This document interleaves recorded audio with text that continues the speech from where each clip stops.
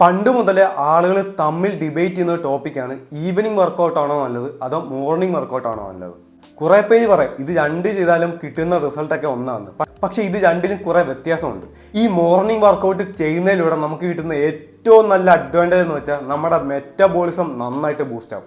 അതുമാത്രമല്ല ആ ദിവസത്തിൽ നമ്മുടെ എനർജി ലെവൽസും ഭയങ്കരമായിട്ട് ബൂസ്റ്റ് ആവും.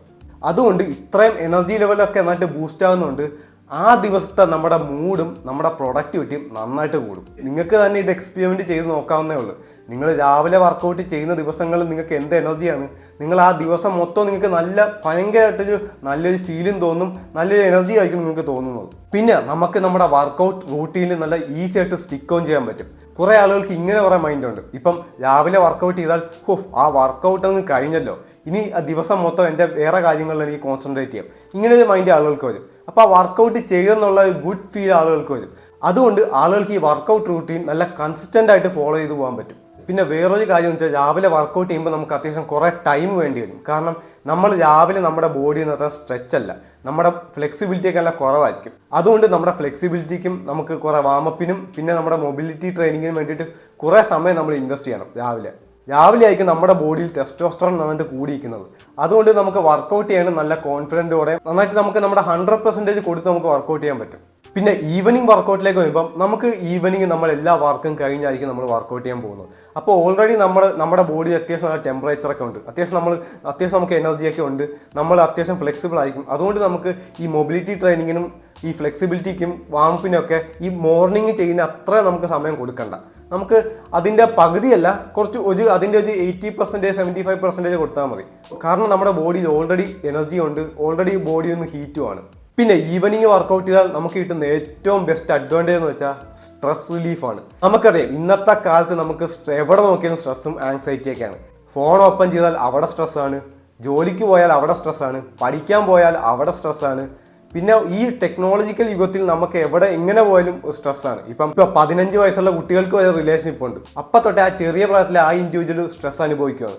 അപ്പോൾ പിന്നീട് വളർന്നു കഴിഞ്ഞ് ടെക്നോളജിക്കൽ യുഗത്തിലും അവിടെ സ്ട്രെസ് അനുഭവിക്കുന്നുണ്ട്. അപ്പം ഈ സ്ട്രെസ്സൊക്കെ ഒന്ന് റിലീവ് ചെയ്യാൻ ഏറ്റവും ബെസ്റ്റ് വർക്കൗട്ട് ചെയ്യുന്നതാണ്. അതുകൊണ്ട് ഈ ദിവസത്തിലെ എല്ലാ സ്ട്രെസ്സും വൈകിട്ട് ജിമ്മിൽ ഒന്നായിരിക്കും വർക്കൗട്ട് ചെയ്ത് തീർക്കുന്നത്.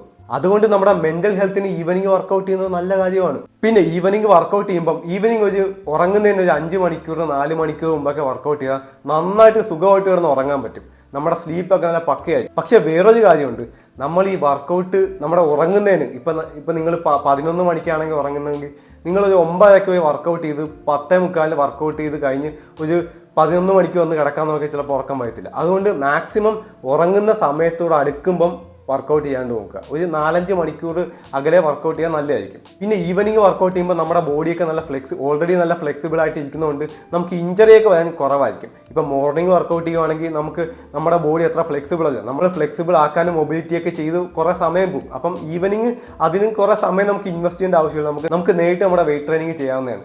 നേരിട്ടല്ല, ഒരു 10 മിനിറ്റ് എന്തായാലും നമ്മൾ വാമപ്പ് ചെയ്യണം, നന്നായിട്ട് നമ്മൾ മൊബിലിറ്റിയൊക്കെ ചെയ്യണം. പക്ഷെ എന്നാലും നമുക്ക് മോർണിംഗിനെ അപേക്ഷിച്ച് ഈവനിങ് അധികം സമയം നമുക്ക് ഇൻവെസ്റ്റ് ചെയ്യേണ്ട വാമപ്പിനായിട്ട്.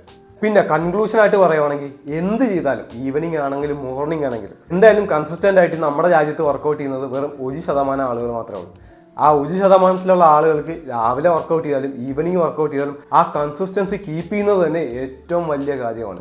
അതുകൊണ്ട് മോർണിംഗ് ഓർ ഈവനിങ് നിങ്ങൾ കൺസിസ്റ്റൻ്റ് ആയിട്ട് വർക്കൗട്ട് ചെയ്യുക, അതാണ് മെയിൻ കാര്യം. സത്യത്തിൽ കറന്റ് ഇതൊന്നും ഒരു ഡിബേറ്റേ അല്ല, മോർണിംഗ് ചെയ്യണോ ഈവനിങ് ചെയ്യണോ. സത്യത്തിൽ ഡിബേറ്റ് ചെയ്യുന്നതെന്ന് വെച്ചാൽ ആളുകൾ വർക്കൗട്ട് ചെയ്യണോ വേണ്ടതെന്നാണ്. കുറേ ആളുകൾ പറയുന്നുണ്ട് വർക്കൗട്ടൊക്കെ ചെയ്താൽ എന്ത് കിട്ടാനാണ്, ഒന്നും കിട്ടത്തില്ല, വർക്കൗട്ട് ചെയ്യുന്ന സമയം കൊണ്ട് വേറെ എന്തൊക്കെ ചെയ്യാമെന്ന്. പക്ഷെ അത് തെറ്റാണ്. നമ്മൾ ഹെൽത്തിലാണ് ഇൻവെസ്റ്റ് ചെയ്യുന്നത്. അതുകൊണ്ട് എല്ലാവരും വർക്കൗട്ടിലേക്ക് വരാൻ മാക്സിമം ശ്രമിക്കുക. Make fitness great again. Thanks for watching.